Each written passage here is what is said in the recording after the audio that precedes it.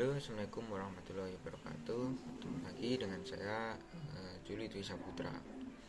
Nah, di video kali ini saya akan menjelaskan sedikit materi metode perancangan program di pertemuan ke-12 ini, yaitu tahapan perancangan berorientasi objek. Nah, pokok pembahasan pertama yang akan saya sampaikan yaitu identifikasi kelas, atribut, responsibility, dan juga operasi. Nah, dalam menentukan identifikasi kelas, atribut, responsibility, dan juga operasi ini sebenarnya sama seperti materi sebelumnya, yaitu pendekatan top down. Nah, ini bertujuan untuk mendefinisikan garis bawah kata, benda, dan sifat yang relevan dengan sebuah masalah.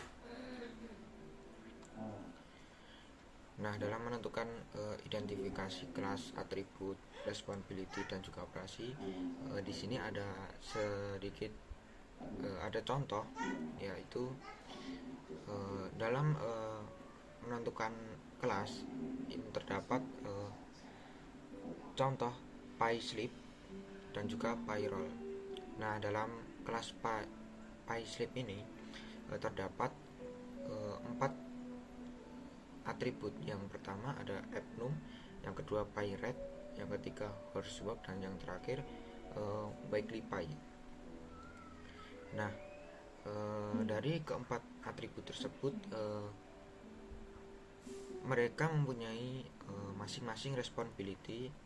Nah, untuk atribut abnum terdapat mempunyai responsibility validasi data. Nah, untuk atribut pyrate itu memiliki responsibility laporan validasi data. Nah, untuk atribut housework itu memiliki responsibility hitung upah mingguan. Dan atribut weekly pay itu memiliki responsibility cetak slip gaji untuk setiap absen yang valid. Nah, dari keempat atribut dan juga responsibility tersebut, kita bisa mengoperasikannya dengan set abnum, set pay rate, set housework itu untuk atribut abnum dalam responsibility validasi data. Nah, selanjutnya di atribut pay rate dalam responsibility laporan validasi data, kita dapat mengoperasikannya dengan perintah get valid input dalam kurung valid input. Nah, selanjutnya dalam atribut housework kita dapat mengoperasikannya dengan set pay, kurung buka dan kurung tutup, kurung buka mutator, kurung tutup.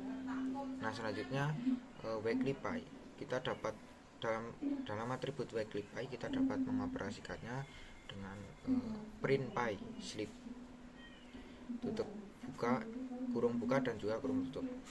Nah, selanjutnya dalam kelas payroll terdapat atribut file data absen.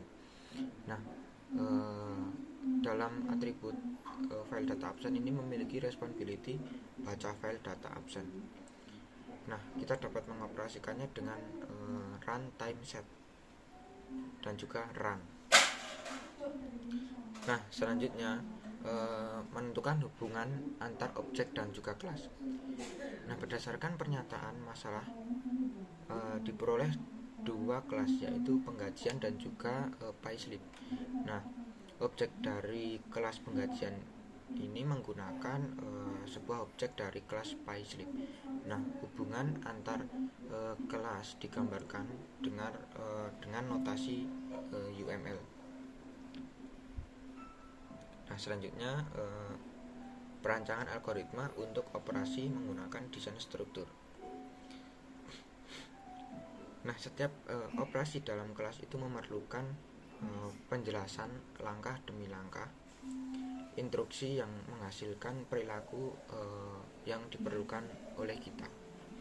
Nah, untuk masing-masing algoritma itu dimulai dengan sebuah nama operasi dan juga diakhiri dengan pernyataan N. Nah, data yang dibutuhkan oleh objek payslip ini dikirim dari penggajian segera setelah diciptakan.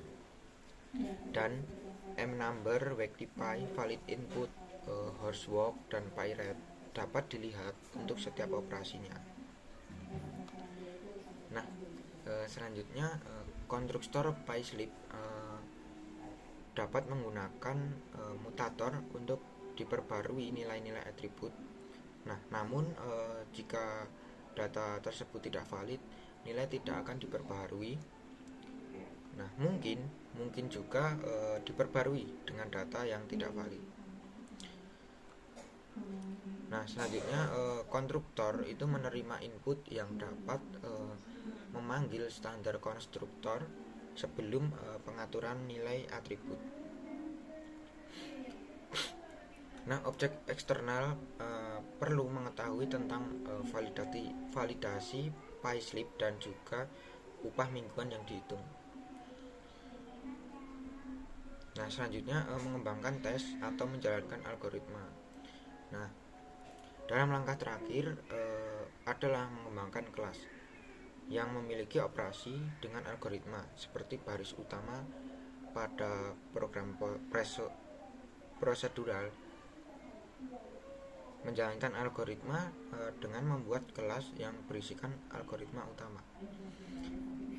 Nah, selanjutnya tes atau menjalankan kelas itu menyediakan interface antara objek payslip dari lingkungan luar termasuk pengguna.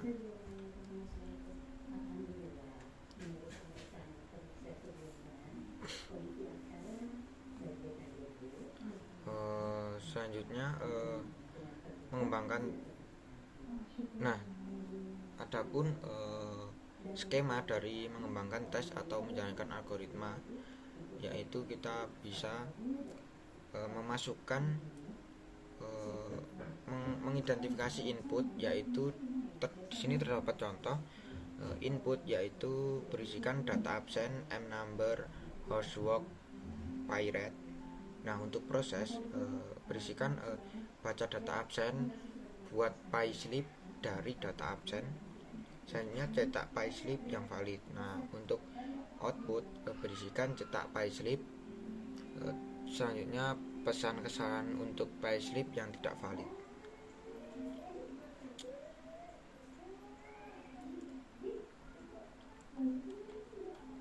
Mungkin sekian sedikit yang bisa saya sampaikan di video kali ini. Kurang lebihnya saya minta maaf. Wassalamualaikum warahmatullahi wabarakatuh.